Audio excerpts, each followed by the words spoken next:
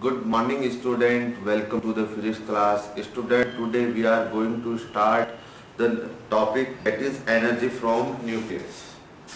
Energy from nucleus.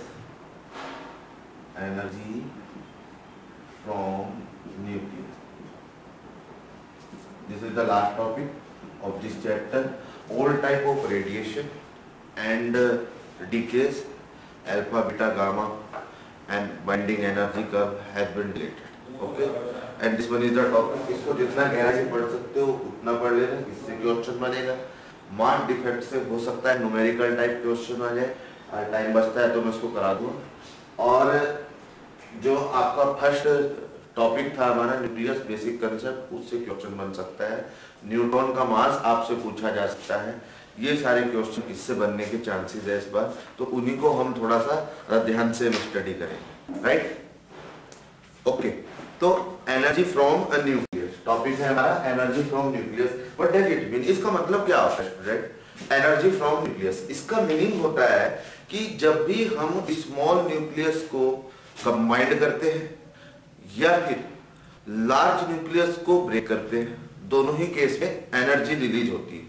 उसी energy को क्या कहते हैं? Energy from nucleus. राइट, तो the energy release during a nuclear reaction. क्या वर्ड यूज किया हमने? Energy release.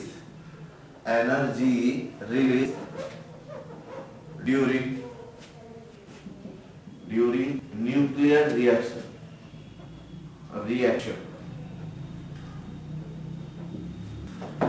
During nuclear reaction is called nuclear या nucleus energy या फिर energy from nucleus.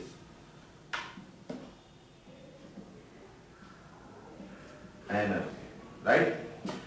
अब हमने कहा कि हमने दो सेंटेंस यूज किए और सेपरेटली बिल्कुल क्लियर यूज किए कि जब हम टू टाइनी न्यूक्लियस को कंबाइन करते हैं और जब हम एक लार्ज न्यूक्लियस को ब्रेक करते हैं, दो वर्ड यूज करें हमने यहाँ पर. तो इसको माइंड में रखते हुए यहाँ पर हमने इनको कैटेगराइज किया कि एक को हम न्यूक्लियर फिजन कहेंगे और एक को हम न्यूक्लियर फ्यूजन कहेंगे. यही टॉपिक लिखा है हमारे सिलेबस में, what is nuclear fission and what is nuclear fusion. इस पर न्यूमेरिकल बेस्ड क्वेश्चन भी आ सकता है, इक्वेशन कंसेप्चुअल टाइप कि भाई न्यूक्लियर फ्यूजन हो रहा है, बस आपको ध्यान रखना है कब हैवी ब्रेक हो रहा है कब स्मॉल. राइट, तो कौन सा न्यूक्लियर फिजन है, कौन सा न्यूक्लियर फ्यूजन है. चलिए इसमें समझते हैं हम लोग. दो कैटेगरी में हमने डिवाइड किया इसको. इसी पेज पर हम इसको सब चीज बिल्कुल क्लियर कर देंगे. पहला पॉइंट है हमारा न्यूक्लियर फिजन. न्यूक्लियर फिजन हमने कहा कि हमने इसको दो कैटेगरी में डिवाइड किया. दूसरा है nuclear fusion.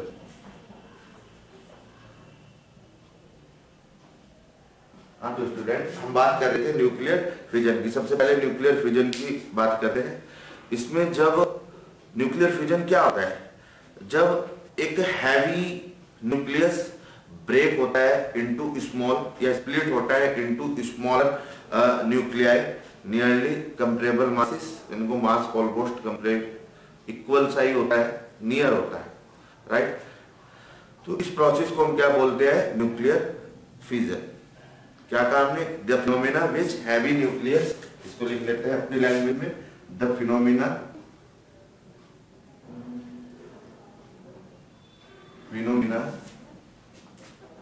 in which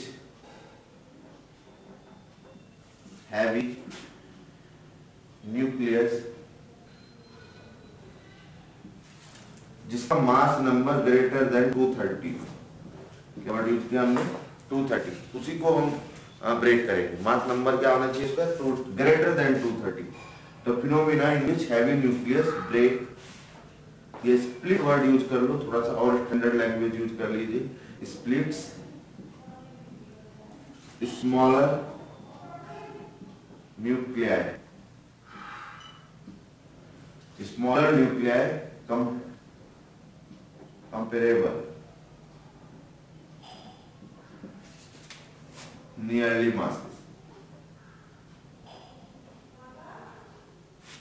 masses called nuclear fission. Is that clear? Clear student? इसको क्या बोला हमने? Nuclear fission. न्यूक्लियर फिजन क्या होता है? अब इसमें हमने एक चीज एकदम बिल्कुल साफ कर दी। अब ये चीज हम बाइंडिंग एनर्जी कर्व से बना देते और उसमें न्यूक्लियर फिजन और न्यूक्लियर फ्यूजन को हम समझाते भी थे, बट टॉपिक डिलीट होकर उसको निकालना है। न्यूक्लियर फिजन जो बताया सिर्फ उसी को कीजिए। ओके, तो इसके अंदर हम ये कहते हैं कि यहाँ पर जब ये स्प्लिट होता है तो यूरेनियम की हम बात करते हैं। यूरेनियम का जो एटॉमिक नंबर है वो मोर देन 230 से स्टार्ट होता है, 230 से ऊपर ही होता है, मोर देन 230। तो उसको लेके हम यहाँ पर उसको ब्रेक करते हैं। ब्रेक कैसे करते हैं? उसको एक्साइट करेंगे। एक्साइट करें कैसे करेंगे? हम न्यूट्रॉन का अटैक कराएंगे। अब वहां पर क्या क्या रिएक्शन होती है उसी को वो स्प्लिट हो जाता है 2 पार्ट में, हम कहेंगे कि न्यूक्लियर रिएक्शन हुआ। और उससे पूरे प्रोसेस को हमने एक नाम दे दिया, that is known as nuclear fission. तो ये न्यूक्लियर फिजन होता है। ठीक है, जब न्यूक्लियस एक्साइट होता है bye capturing slow moving neutrons and split into two nearly fragment like barium and chromium।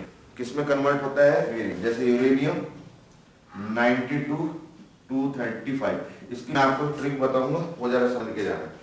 Okay, हमने किसका अटैक करा इस पर? न्यूट्रॉन का। एटॉमिक नंबर इसका 0।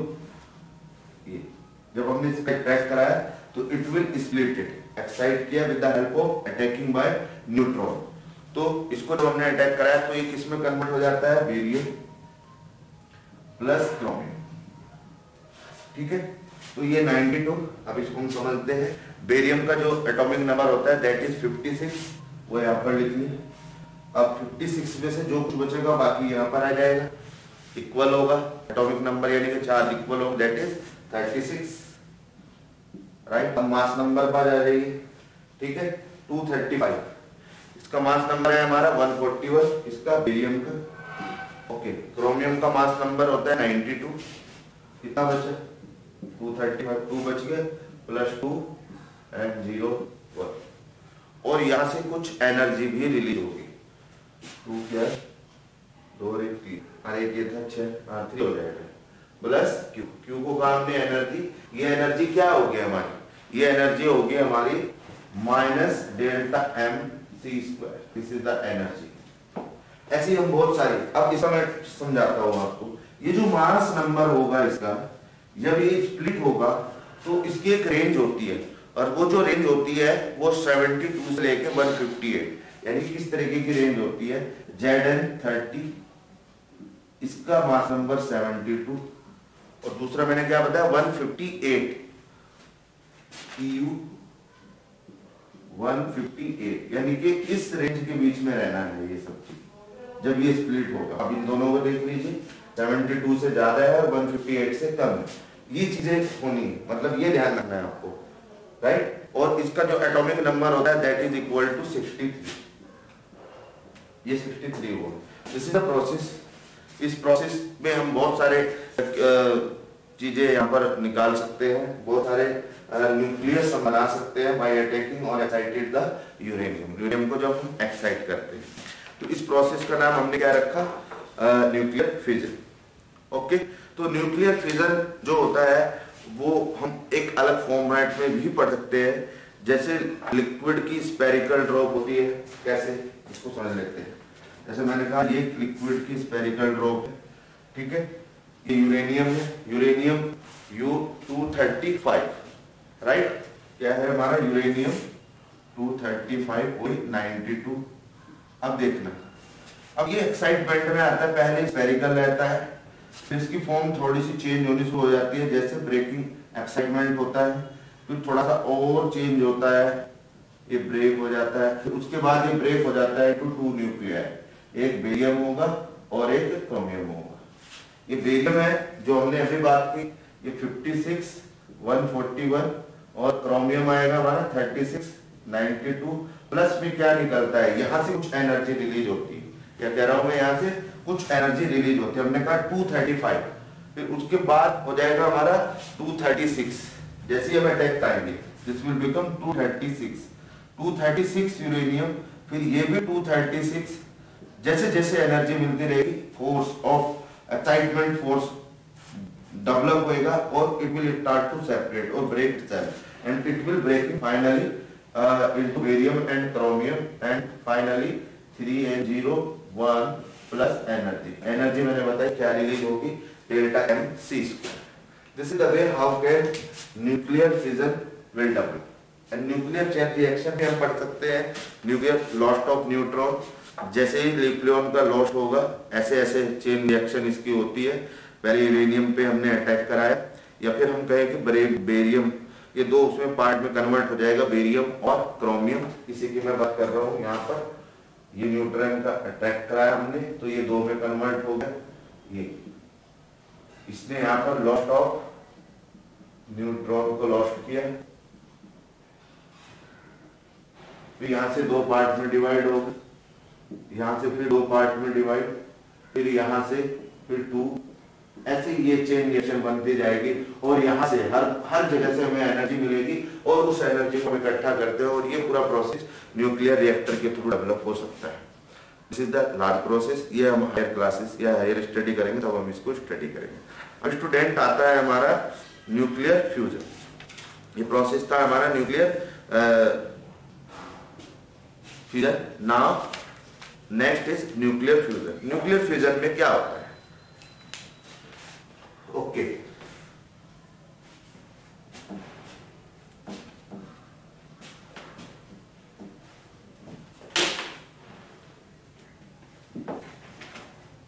हमने बात करी कि जब भी हम टू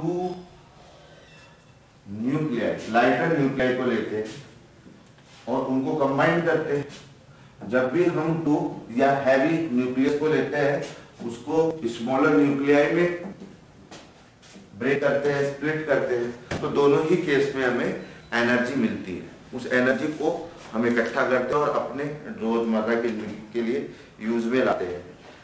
तो वो कैसे होता है? आंसर है कि हमने कैटेगराइज किया न्यूक्लियर फ्यूजन और दोनों ही बेस पे अलग अलग एक्सपेरिमेंटल डिटेल दिखाई कि हम किस तरीके से एनर्जी को इसको कलेक्ट करते हैं. The process in which two light nuclei combine at extremely high temperature. Combine जो होते हैं अभी हम हाई टेम्परेचर प्रोवाइड करेंगे to form a single heavier nucleus is called nuclear fission. तो what is nuclear fusion? Nuclear fusion. What is nuclear fission? It is the process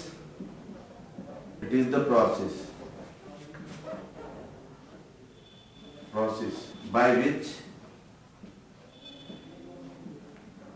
we can combine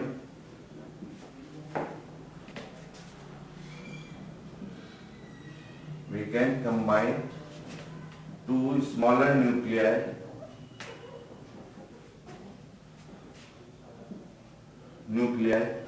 smaller nuclei की मैं बात कर रहा हूँ. It is the process by which we can combine two smaller nuclei high temperature at high temperature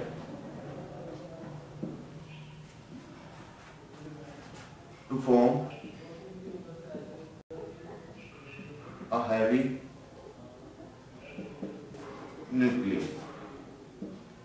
ये कैसा process है? heavy nucleus called nuclear fusion.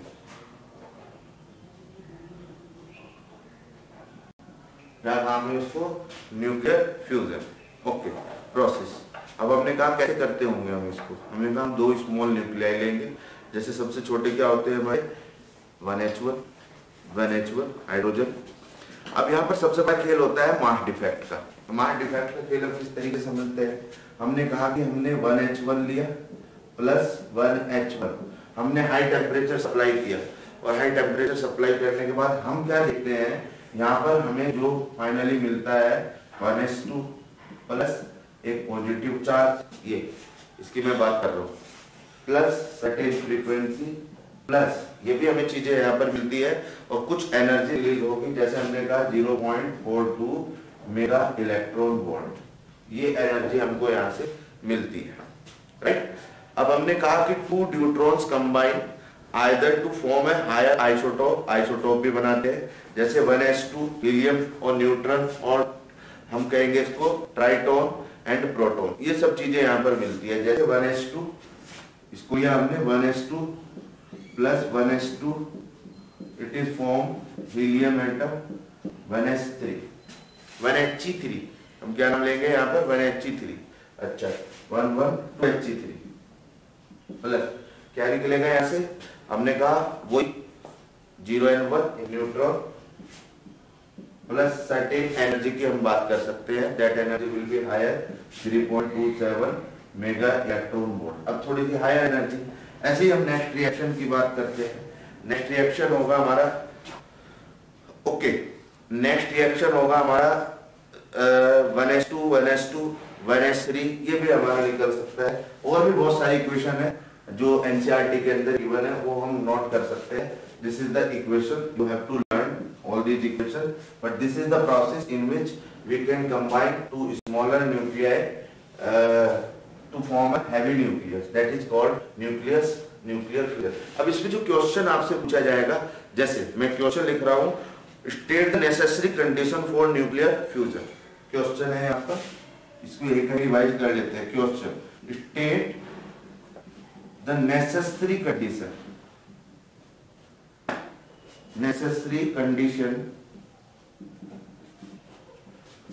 to form a nucleus, या फिर necessary condition for nuclear fusion। देखना है, दोनों question बता दिए। To form a heavy nucleus, ये वर्ड लिख दे, इसका मतलब फ्यूजन हो रहा है। To form a small nucleus, इसका मतलब फ्यूजन हो रहा है, राइट? ऐसे भी क्वेश्चन वो दे सकता है आपको।